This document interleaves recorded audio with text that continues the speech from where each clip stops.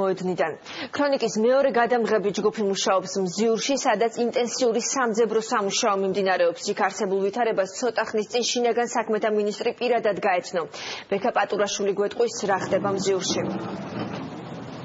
არსებობს ვარაუდი, რომ დაკარგული 7 ადამიანიდან რამდენიმეს მოძებნა შესაძლებელი გახდეს მზიურის ტერიტორიაზე. ეს ვარაუდი გამძაფრდა და გამყარდა მას შემდეგ, რაც გუშინ აქ 2 ადამიანის ცხედარი იპოვეს. სწორედ ამიტომ დღეს დილიდან 6 საათიდან 400-ზე მეტი მაშველი მუშაობს მზიურის ტერიტორიაზე და მათ ეხმარებიან მოხალისეებიც. გარდა ამისა, უნდა აღინიშნოს ერთი სიახლეც, ეს არის ის, რომ ამ დრომდე როგორც მაშველებს, ასევე მოხალისეებს უწევთ საკუთარი ხელით მუშაობა, თუმცა არსებობს გეგმა, რომ აქ გაკეთდეს დროებითი გზა მოეწყოს, რომლის მეშვეობითაც უკვე მძიმე ტექნიკა შეძლებს მზიურის ტერიტორიაზე შესვლას და ამის შემდეგ უფრო დაჩქარდება როგორც ტერიტორიის გაწმენდა, ასევე სამაშველო და სამძებრო სამუშაოები. ადგილზე ვითარებას რამდენიმე საათის წინ პირადად გაეცნო შინაგან საქმეთა მინისტრი, ასევე ამ დრომდე აქ იმყოფება საგანგებო სიტუაციების მართვის სამსახურის ხელმძღვანელი. სამაშველო სამსახურები არის მობილიზებული და გაშლილი არის მზიურის ტერიტორიაზე.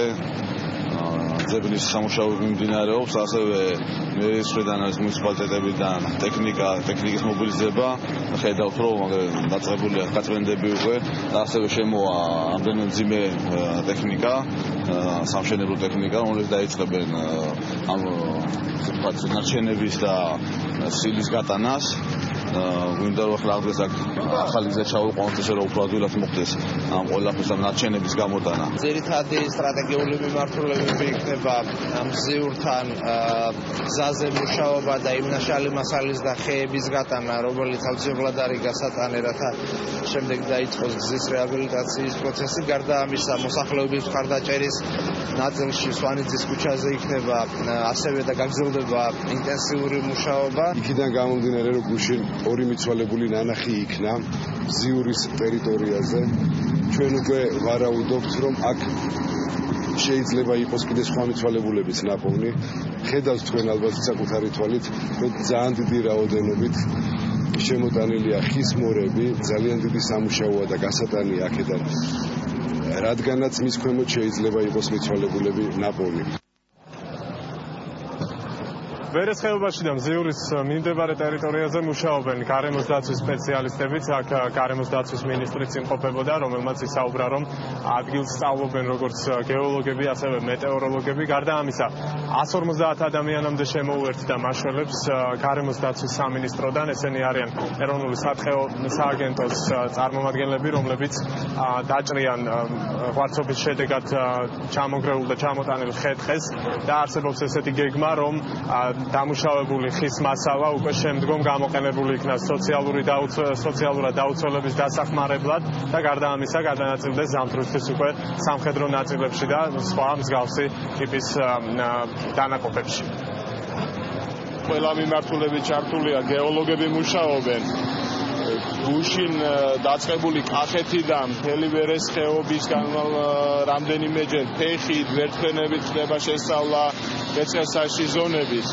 ეხლაც ქალაქის სხვადასხვა უბნებში მოძრაობენ, ასევე რა თქმა უნდა მეტეოროლოგები, რომლებიც 24 საათიან რეჟიმში აკვირდებიან პროცესებს და ვცდილობთ, რომ მაქსიმალურად სწრაფად მივაწოდოთ მოქალაქეებს ინფორმაცია. ჩამოყავს ხალხი და რაც ჩვენ კომპეტენციაში შედის ხის მასალას ადგილზე ვჭრით, გვასაცხობებთ, რომ შემდეგ გამოვიყენოთ შეშად ჯარისთვის, სოციალურად დაუცველი ფენებისთვის და ვაპირებთ, რომ რასაც მოვერევით, ბოლომდე უბრალოდ არ გაფუჭდეს ეს ისედაც გასატანია და გარეგან ადგილზე ვამუშავებ და გაგვარ.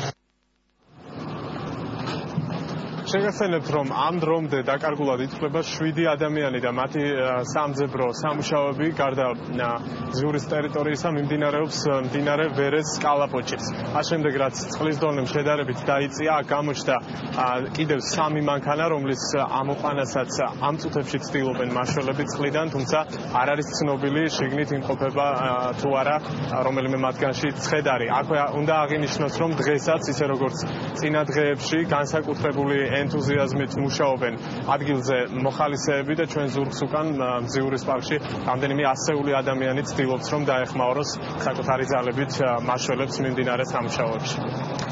მადლობა ბექა, სამწუხაროდ მზიურის სტიქიის